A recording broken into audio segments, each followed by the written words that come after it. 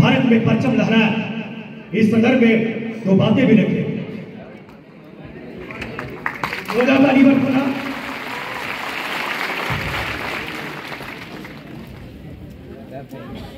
सभी को good morning. Good morning ma'am. सभी को नमस्कार। और आप सभी को मेरी सबसे पहले बहुत बहुत शुभकामनाएं कि आप लोग आज सभी यहाँ उपस्थित हैं। अलग अलग ब्लॉक से आए हैं। सभी हमारे हजारीबाग ज़िला के स्टूडेंट्स हैं, अपकमिंग ब्राइट स्टूडेंट्स हैं। और चाणक्य IAS अकेडमी के द्वारा आज इस आयोजित इस कार्यक्रम में यहाँ उपस्थित यहाँ के सभी मेंटर्स, स्टूडेंट्स, सभी के पेरेंट्स और जितने भी लोग आज इस हॉल में यहाँ उपस्थित हैं, हम लोग उन सभी को सबसे पहले मेरी बहुत बहुत गुड विशेस और मेरा अप्रिसिएशन, मेरा साधुवाद कि आप लोग इस चीज़ से जुड़े हैं। और ख़ास तौर पे जो यहाँ यंग लड़के लड़कियाँ दिख रहे हैं, स्टूडेंट्स दिख रहे हैं, काफ़ी लोगों ने एक स्कॉलरशिप टेस्ट में आप लोगों ने पार्ट लिया और जिन लोगों ने अच्छा किया है, जिन लोगों ने क्वालिफाई किया है, आज सभी यहाँ उपस्थित हैं। और अभी बता रहे थे मैडम कि जितने टॉप 100 स्टूडेंट्स हैं उनको अलग अलग परसेंटेज वाइज अकेडमी में स्कॉलरशिप दिया जाएगा ताकि वो आगे जो सिविल सर्विसेज की जो प्रिपरेशन है या अन्य कॉम्पिटिटिव एग्जाम्स की प्रिपरेशन है उसमें आप लोग इस चीज़ का लाभ उठा सकते हैं। सिविल सर्विसेज जैसा कि आप जानते हैं लोक सेवा, पब्लिक सर्विस, उसी से क्वालिफाई करके UPSC 2014 बैच है मेरा, IAS 2014 बैच से हूँ मैं, झारखंड कार्डर। और मैं रांची से हूँ, मेरा घर रांची है और झारखंड से ही हूँ। और मैंने अपने पहले अटेम्प्ट में UPSC क्वालिफाई किया था रैंक 36 के साथ।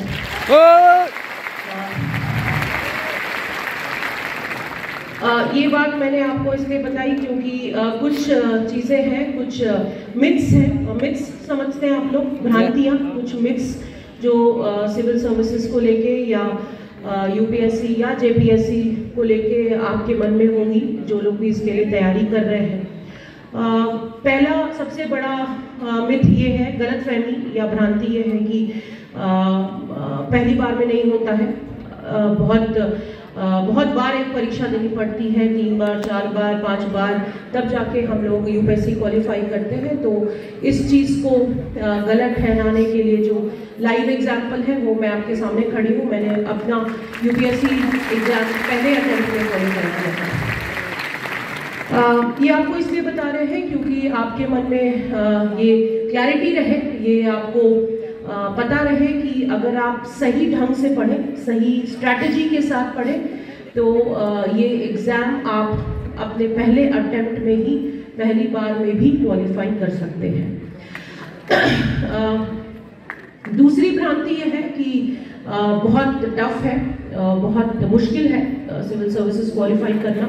खास तौर पे अगर आप UPSC के लिए कोशिश कर रहे हैं तो बहुत ज़्यादा मुश्किल है, बहुत मेहनत करनी पड़ती है और बिल्कुल मतलब अपने आप को सब कुछ भूल के आपको पढ़ाई करनी पड़ती है, सब कुछ बहुत कुछ सैक्रिफाइस करना पड़ता है। इसमें कुछ सच्चाई है लेकिन पूरी तरह से सच नहीं है। मेहनत करनी है, उसमें कोई दो राय नहीं है, क्योंकि सिविल सर्विसेज या UPSC के साथ एक जो बहुत बड़ी चुनौती जो है, जो एक चैलेंज है, वो ये है कि इसका कोई सिलेबस नहीं है। सिलेबस इन द सेंस कि जो भी पढ़ना है, सब कुछ पढ़ना है। हम लोग एक स्टेटमेंट हमारे सर्विस में जब हम लोग प्रिपेयर करते थे या अभी हम लोग सुनते हैं जो एस्पिरेंट्स हैं, हम लोग ये कहते हैं कि UPSC is not about what to study, it is about what not to study. अगर आपको ये बात समझ में आई हो कि सिविल सर्विसेज या UPSC ये नहीं है कि क्या पढ़ना है, आपको इतना स्मार्ट होना है या आपकी स्ट्रैटेजी ऐसी होनी है कि आपको ये पता होना चाहिए कि क्या नहीं पढ़ना है, क्योंकि सब कुछ पढ़ना है और सब कुछ पढ़ना प्रैक्टिकली फिजिबल नहीं है। आप सभी, हम सब की अपनी लिमिटेशंस हैं। हम लोग सभी अलग अलग एफिशिएंसी के स्टूडेंट्स हैं, हम लोग अलग अलग कैपेसिटी के ह्यूमन बीइंग्स हैं, और सब कुछ पढ़ना, सब चीज़ जानना ये प्रैक्टिकली पॉसिबल नहीं है। तो लेकिन हमें इतना स्मार्ट होना है, हमारी स्ट्रैटेजी ऐसी होनी है प्रिपरेशन की कि कम से कम हमें ये क्लैरिटी रहे कि क्या बहुत ज़्यादा इम्पोर्टेंट नहीं है। तो जहाँ तक मेहनत की बात है, निसंदेह मेहनत करना है काफ़ी, क्योंकि वास्ट है, काफ़ी सिलेबस वास्ट है, आपको अपना 100% देना है, डेडिकेशन कमिटमेंट के साथ पढ़ना है, लेकिन आपकी स्ट्रैटेजी स्मार्ट होनी चाहिए। किस प्रकार से आप अपने दिन को व्यवस्थित करते हैं, कैसे आप अपना टाइम टेबल बनाते हैं, किन सब्जेक्ट्स में आप ध्यान देते हैं, किस पे आप थोड़ा कम ध्यान दे सकते हैं, ये सारी अंडरस्टैंडिंग होना, इस चीज़ की समझ होना बहुत ज़रूरी है। अब इसमें भी दो चीज़ें हैं, हम लोग सब अलग अलग इंसान हैं, सबकी क्षमता अलग है, सबकी कैपेसिटी अलग है। कुछ लोग हैं जो जिनको बहुत लिखने की आदत है या जो अच्छा लिखते हैं, कुछ लोग हैं जिनको उतनी ज़रूरत नहीं है लिखने की, वो एक बार पढ़ते हैं समझ जाते हैं। कुछ लोग हैं जिनको थोड़ा धीरे समझ आता है, कुछ हैं जो जिनको लिखने की आदत नहीं है, उनको राइटिंग प्रैक्टिस करनी है। ये सब हम लोग सब अलग हैं, हमारे सब डिफरेंट हैं। आप, मैं अलग हूँ, आप अलग हैं, आपके दोस्त हैं, आपके बगल में जो लोग बैठे हैं, हम लोग सब अलग अलग कैपेसिटी के हैं, हमारी स्ट्रेंथ्स अलग है, हमारी वीकनेसेस अलग है। समझने वाली ये बात है कि हम लोग इस चीज़ को पहले समझें। फॉर एग्जाम्पल, जैसे अगर मैं अपनी बात करूँ तो मेरे साथ एक पॉजिटिव चीज़ ये है, या जब स्टूडेंट थे तब थी कि जैसे कुछ मैंने पढ़ा, अगर मैंने कोई चैप्टर पढ़ा तो वो चैप्टर जैसे दिमाग में ऐसे छप गया, वो मतलब याद हो जाता है पढ़कर, लेकिन उसको जब लिखना है तब फिर मेरे लिए बहुत आसान होता है क्योंकि मुझे याद रहता था। कुछ आप लोग में से ऐसे लोग होंगे जिनके पास ये स्ट्रेंथ है, मतलब आपको बहुत ज़्यादा नोट्स बनाने की जरूरत नहीं है, लेकिन जिनको मान लीजिए अगर याद नहीं रहता है, अगर आप मतलब भूल जाते हैं या फिर आप बहुत ज़्यादा ग्रास्प नहीं कर पाते हैं, उन लोगों को ज़रूरत है कि जब आप कुछ पढ़ें तो आप उसका आंसर राइटिंग प्रैक्टिस करें या नोट्स बनाएं। तो ये पर्सन टू पर्सन चेंज करेगा, आपकी जो क्षमता है, आपका जो स्ट्रेंथ है, वीकनेस है। तो मेरा आपसे यही अनुरोध है कि आप इस चीज़ को पहले समझें कि हम क्या कर सकते हैं, मतलब हम किन चीज़ों में अच्छे हैं और हम किन चीज़ों में वीक हैं, और जो आपकी वीकनेस है या जो चीज़ में आपको लगता है कि आपको ज़्यादा मेहनत करने की आवश्यकता है, उसमें आप ज़्यादा फोकस करें, अपना ध्यान, अपना एफर्ट आप उस चीज़ में डालें। अगर आप अच्छा लिखते हैं, बहुत लोग आप में से होंगे जो अच्छा लिखते होंगे, उनका फ्लो अच्छा है लिखने का, स्पीड अच्छा है लिखने का, या हैंड राइटिंग बहुत अच्छी है, आपको क्लैरिटी है कि किस तरह से लिखना है, तो मेरा आपसे ये अनुरोध रहेगा या मेरा रिक्वेस्ट है कि आप उस चीज़ में बहुत ज़्यादा समय फिर न दें। अगर आप ये नहीं कर सकते हैं तभी आप बहुत ज़्यादा अपना एफर्ट लिखने में या नोट्स बनाने में दें। Now that will vary from person to person. तो ये चीज़ समझना बहुत ज़रूरी है कि हम किस चीज़ में अच्छे हैं या मैं किस चीज़ में अच्छी हूँ, मुझे किस में मेहनत करनी है, मुझे किस में कम मेहनत करनी है, और इसके लिए सबसे बेहतर जज या सबसे बेहतर इंसान जो आपको ये बता सकता है वो आप खुद हैं। सिर्फ आपको पता है कि आप क्या चीज़ कर सकते हैं अच्छी तरह से और क्या चीज़ में आपको मेहनत करने की आवश्यकता है। तो ये चीज़ समझिए, this you have to realise कि what is my weakness, what is my strength, and accordingly plan your strategy. आपकी जो स्ट्रैटेजी होनी चाहिए वो इसी तरह से होनी चाहिए। सिविल सर्विसेज को लेके जैसे आप सब अभी प्रिपरेशन स्टेज में है, बहुत लोग ने प्रिपरेशन शुरू भी कर दी होगी, बहुत सारे आपके सवाल होते हैं कि कैसे पढ़ना है, कितना समय देना है, दोस्तों से बात करनी है नहीं करना है, घूमने जाना है नहीं जाना है, बंद होके पढ़ना है, दिल्ली जाना है, एकेडमी ज्वाइन करना है, कोचिंग ज्वाइन करना है। मेरा आपसे मतलब मेरा जो अपना पर्सनल एक्सपीरियंस कहता है कि एक बहुत ही संतुलित जीवन आपको बिताना चाहिए, एक बैलेंस्ड तरीके से तैयारी करें, पढ़ाई करें, मेहनत करें, डेफिनेटली वो अपना आपको समय देना है, लेकिन बाकी चीज़ें भी आवश्यक है। आपकी जो हॉबीज़ हैं, आपको जो चीज़ें पसंद है करना, घूमना है, वो सारी चीज़ें भी ज़रूरी है, क्योंकि देखिए यूपीएससी में सबसे बड़ी परेशानी या चुनौती जो हम लोग फेस करते हैं कि एक आपका पेशेंस लेवल को ये एग्ज़ाम टेस्ट करता है। ये इसे दुनिया का सबसे टफ एग्जाम कहा गया है। इसलिए टफ कहा गया है क्योंकि इसमें जो लेवल्स हैं और जो समय लगता है, 1.5 से 2 साल का पूरा ये एग्जाम का पूरा प्रोसेस 1.5 से 2 साल का है। प्रीलिम्स है, मेंस है, इंटरव्यू है, और इस पूरी प्रक्रिया में कम से कम 1 साल, 1.25 साल का समय लगता है एग्जामिनेशन प्रोसेस में। उसके पहले आप कम से कम 1.5 से 2 साल आप प्रिपेयर करते हैं। तो और जो मतलब स्ट्रेस का लेवल है या जो आपको धैर्य और पेशेंस रखना है, उस चीज को ये एग्जामिनेशन टेस्ट करता है। इसलिए अगर आप अपने माइंड को, अपने दिमाग को बैलेंस्ड नहीं रखेंगे, संतुलित नहीं रखेंगे, तो फिर इसको क्वालिफाई करने में या इसको क्रैक करने में आपको परेशानी होगी। You have to be very balanced, very relaxed, और रिलैक्सेशन के लिए आवश्यक है कि आप पढ़ाई के साथ साथ जो आप जिन चीज़ों में आपको मन लगता है, कोई आपकी हॉबी है किसी भी चीज़ से related, reading, singing, dancing, music, जो भी आपका, या कोई खेल, कोई स्पोर्ट्स जो आपको पसंद है, ज़रूर उसे साथ साथ परस्यू करें। बस ज़रूरत यह है कि मैनेजमेंट ऑफ टाइम जो है, पढ़ाई के साथ साथ कितना समय किसको देना है, वो अंडरस्टैंडिंग होना, वो समझ होना बहुत ज़रूरी है। लेकिन अपने लाइफ को बैलेंस्ड रखें, अपने जीवन को, जैसे मैंने बोला, संतुलित वे में आप उसको जिए, ताकि आपका दिमाग और आपका जो ओवरऑल आपकी जो स्टेट ऑफ माइंड आपका जो है वो पॉजिटिव रहे, वो सकारात्मक रहे, ताकि आप इस एग्जाम को अच्छे से क्वालिफाई कर सकें। एक और चीज़ जो बहुत लोगों में ये बात रहती है कि कंफ्यूज रहते हैं, कोचिंग करें, घर पे पढ़ें, कोचिंग नहीं करें, कैसे करें, सिर्फ कोचिंग करें। इसमें मेरा जो एक व्यू है अपना, कोचिंग देखिए किसी भी प्रकार का एक गाइडेंस होता है। जैसे हम लोग आज यहाँ अगर आप चाणक्य से जुड़े हैं, डेफिनेटली एक फैसिलिटेटर है, एक आपको सपोर्ट है, एक आपके लिए एक स्ट्रेंथ है, लेकिन साथ साथ आपकी जो अपनी मेहनत है, अपना जो सेल्फ स्टडी है, उसको ये सब्स्टिट्यूट नहीं कर सकता है। अगर आप ये सोच रहे हैं कि हम एक दिन जाकर किसी भी कोचिंग की क्लास में हम बैठ जाएं और फिर हम एग्जाम क्वालिफाई कर जाएंगे, वैसा नहीं होता है। अगर आप कोचिंग ले रहे हैं, साथ साथ उसके पहले आपको अपना एक सपोर्ट, अपना एक स्ट्रेंथ जो है आपका, और एक बेस जो है किसी भी सब्जेक्ट को लेके, आपके जो कॉन्सेप्ट्स हैं उसमें क्लैरिटी होना वो बहुत ज़रूरी है, और उसके लिए सेल्फ स्टडी भी उतना ही आवश्यक है।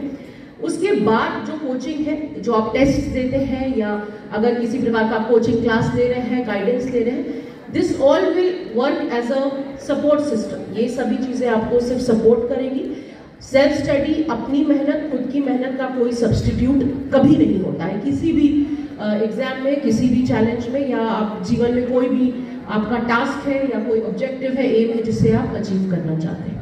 तो I would always request you and suggest that self study is equally important. Coaching आपको फैसिलिटेट करता है, आपको स्ट्रेंथ देता है, आपको सपोर्ट देता है, उसे पॉजिटिवली यूज करिए, use it as a extra tool, as a extra help, और डेफिनेटली वो आपको मदद करता है, आपको गाइड करता है, आपको एक वे दिखाता है, एक तरीका दिखाता है कि किस प्रकार हमको एग्जामिनेशन के लिए प्रिपेयर करना है।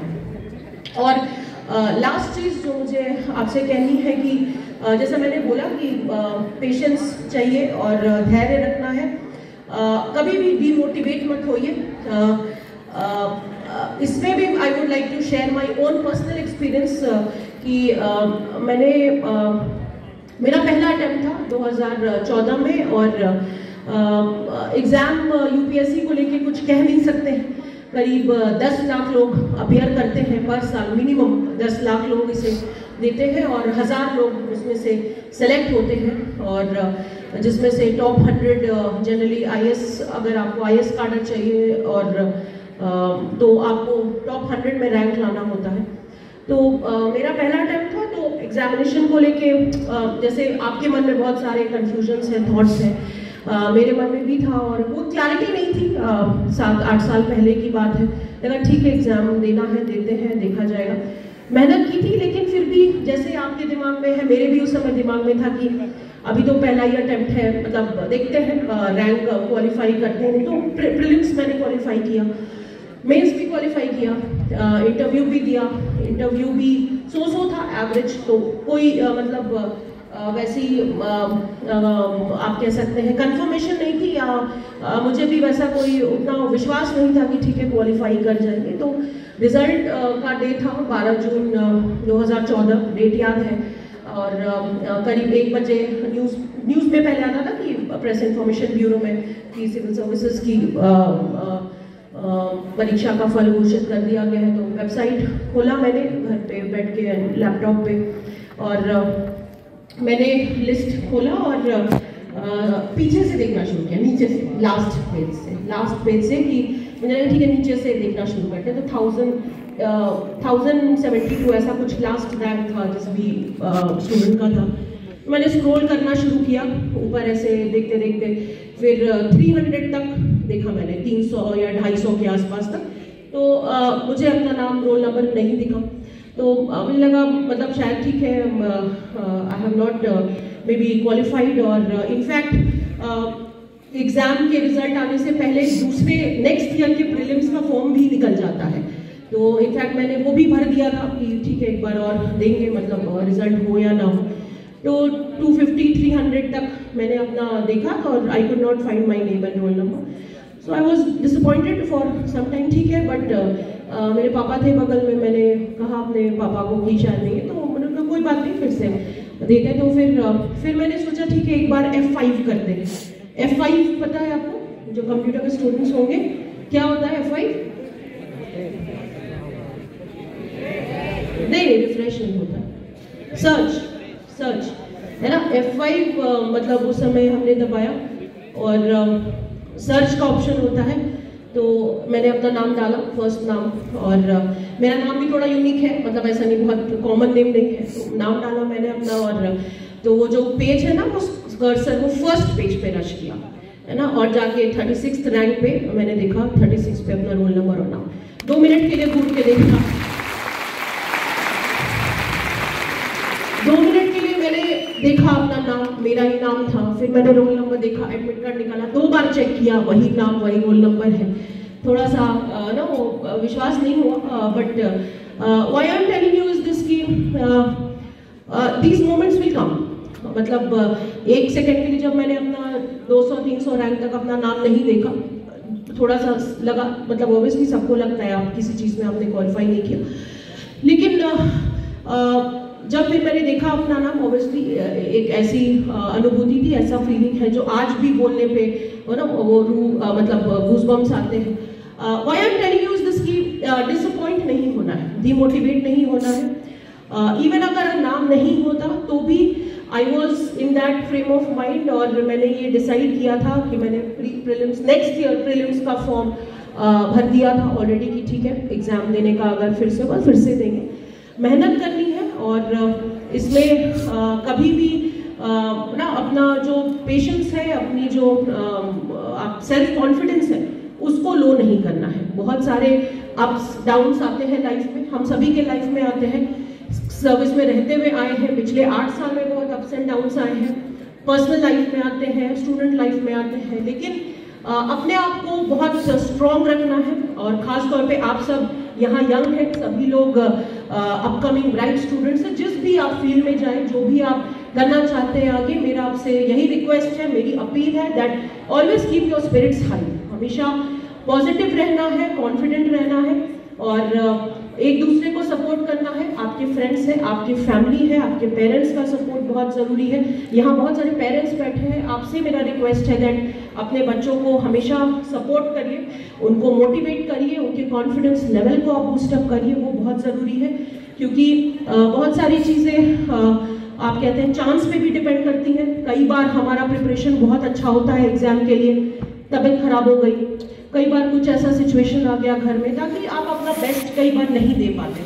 ऐसा नहीं कि आप बेस्ट नहीं है या फिर आपकी मेहनत में कोई कमी थी, लेकिन कभी कभी सिचुएशन, सर्कमस्टेंसेस या स्थिति वैसी रहती है कि कुछ चीज़ें आपके फेवर में नहीं जाती हैं। तो क्योंकि एक होलिस्टिक आप कह सकते हैं सभी चीज़ का एक मिक्सचर है, आपकी मेहनत का, आपके बड़ों के ब्लेसिंग्स का, उस दिन आपका फ्रेम ऑफ माइंड क्या है, आपके हेल्थ का एनवायरनमेंट कैसा है, किस फ्रेम ऑफ माइंड या किस स्टेट ऑफ माइंड में आप हैं, सभी चीज़ों का एक कॉम्बिनेशन है जो आपको किसी भी एग्जामिनेशन में सफल करने में आपको मदद करता है, या जो फैक्टर्स रोल प्ले करते हैं, और इन सभी फैक्टर्स का एक साथ ना मतलब कन्वर्ज करना पॉजिटिवली, वो आपके फेवर में जाता है। तो यही कुछ चीज़ें हैं जो मुझे आपसे शेयर करनी थी। एंड आई एम श्योर कि जिन बच्चों ने स्कॉलरशिप एग्जामिनेशन में अच्छा किया है वो आगे भी अच्छा करेंगे, और जो लोग थोड़ा पीछे रह गए हैं, आप भी अच्छा करें और थोड़ा एफर्ट डालें, मेहनत करें, ताकि किसी भी एग्जामिनेशन जो भी आपका आगे का ऑब्जेक्टिव है, आपका एम है, आप उसमें क्वालिफाई करें। और मेरे लिए एक बार it's a very great moment of pride to stand here, and आप सभी हजारीबाग डिस्ट्रिक्ट से हैं। ये मेरा सेकंड डिस्ट्रिक्ट है एज डिप्टी कमिश्नर।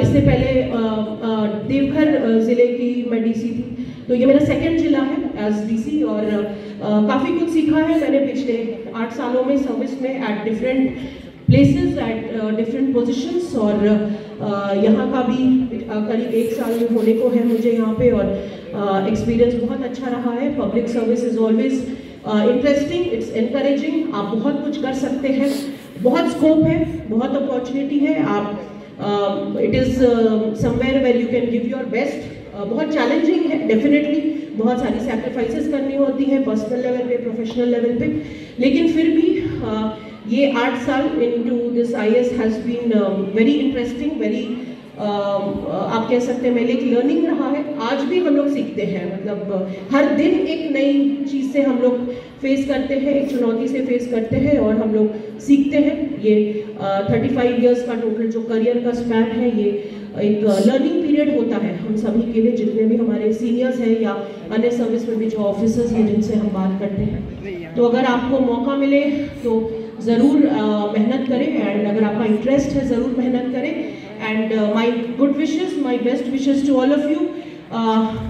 कुछ सालों के बाद मेरी आप में से कोई यहाँ खड़ा हो मेरी जगह पे, तो मेरी ऐसी शुभकामना है आपको कि आप लोग भी ज़रूर सफल हो इस एग्ज़ाम में, and you also get a chance to share your experience.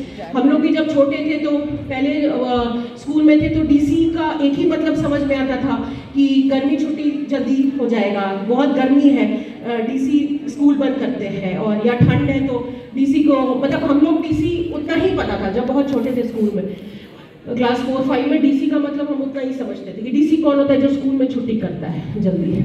तो बट फिर एज वी ग्रू अप, जब चीज़ों को समझा और सर्विस में आने के बाद समझ में आया कि it is an exemplary opportunity, एक बहुत बड़ी अपॉर्चुनिटी है, एक बहुत सेटिस्फाइंग अपॉर्चुनिटी है, आप ऐसे कह सकते हैं। और हम लोग काफ़ी मेहनत करते हैं, बहुत सारे लिमिटेशंस है, कंस्ट्रेंट्स में काम करते हैं, लेकिन कोशिश ये रहती है कि कुछ अच्छा करें और हर दिन कम से कम कुछ लोगों की मदद करें जिनको हम लोग संतुष्ट कर सकें। और एक बार फिर से मेरी आप सभी को बहुत बहुत गुड विशेस, मेरी शुभकामनाएं, एंड चाणक्य IAS अकेडमी के हमारे मेंटर्स जो हैं, आपको मेरी बेस्ट विशेस। आप लोग एक बहुत अच्छा काम कर रहे हैं, और स्पेशली बड़े शहरों में या बड़े स्टेट्स में ये सब अपॉर्चुनिटीज़ रहते हैं बच्चों को और स्टूडेंट्स को, लेकिन यहाँ पे ब्लॉक्स में जाके ये एग्जामिनेशंस कंडक्ट करना और इनको मोटिवेट करना, इनको मदद करना, तो मेरा स्पेशल रिगार्ड्स आपको भी और आगे के लिए भी सभी को बहुत बहुत शुभकामनाएं। Thank you very much.